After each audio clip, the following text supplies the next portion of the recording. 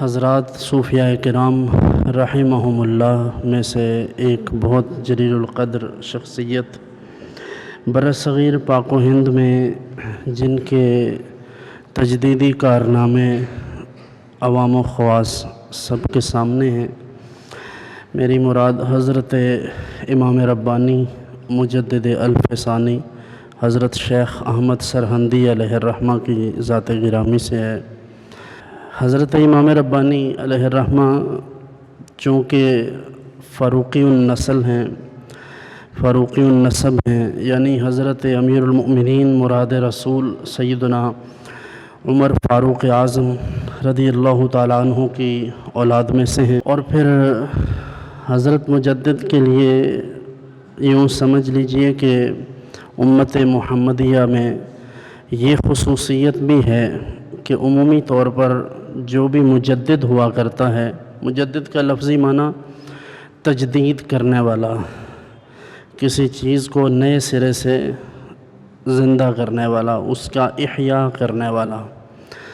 دین اسلام کا جب حلیہ بگڑنے لگ جائے، اللہ کے احکام کو پس پشت ڈال دیا جائے اور لوگ شریعت سے سنت سے انحراف کرنے لگیں، اور نوبت یہاں تک آ پہنچے کہ لوگ مسلمانوں کی بجائے غیر مسلموں سے محبت کرنے لگیں اور اسلام کی جو شعائر ہیں وہ بھی مٹ جائیں، ایسے وقت میں اللہ تبارک و تعالی کسی ایسی شخصیت کو بھیجتا ہے جو دین اسلام کو نئے سرے سے زندہ کرتی ہے۔ ایسا نہیں ہوتا کہ وہ نیا اسلام یا نیا دین پیش کرے، بلکہ اسی دین کے چہرے پر جو گرد اور جو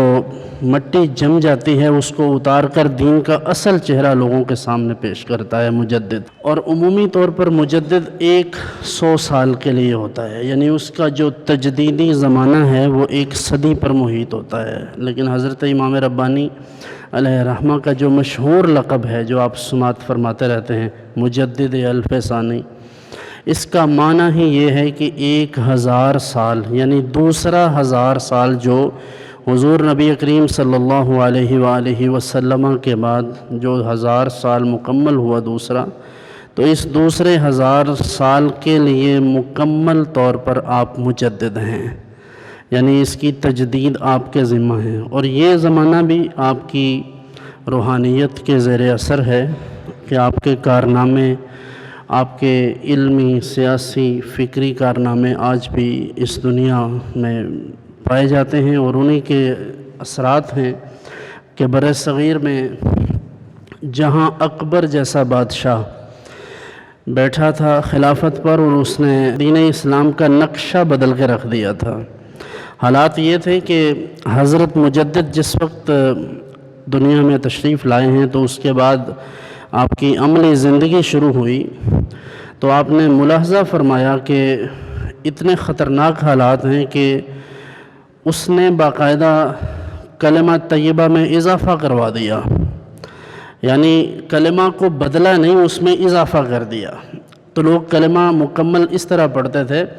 لا الہ الا اللہ محمد الرسول اللہ اکبر خلیفۃ اللہ۔ پھر اس کے بعد اللہ کی حرام کردہ چیزوں کو اس نے حلال کیا، بدکاری کی عام اجازت دی گئی، بلکہ فحشاؤں کے لیے اس نے ایک بستی باقاعدہ آباد کروائی جس کا نام بھی شیطان پورا رکھ دیا۔ اور پھر خنزیر، جسے قرآن نے باقاعدہ طور پر حرام قرار دیا ہے، کتا ہے، اس کا گوشت نہیں کھایا جا سکتا، لیکن کتے کا گوشت، خنزیر کا گوشت عام کیا، بلکہ اسے ان دونوں چیزوں کو مقدس سمجھا جانے لگا۔ محلات میں خنزیروں کو رکھنے کی اجازت نہیں بلکہ حکم دیا گیا، اور خود اس نے بھی اپنے محل میں بھی خنزیر رکھے اور انہیں متبرک سمجھا جاتا تھا، اور لوگ اتنا آگے گزر گئے تھے ان چیزوں سے کہ شریعت اسلامیہ کے کسی حکم پر اگر کوئی عمل کرتا تو اسے قتل کر دیا جاتا۔ ایسے میں حضرت امام ربانی مجدد الف ثانی شیخ احمد سرہندی تشریف لائے اور اللہ کے دین کا احیاء کیا، اللہ کے دین کو نئے سرے سے زندہ کیا، اور دین کا اصل چہرہ لوگوں کے سامنے پیش کیا کہ یہ دین ہے۔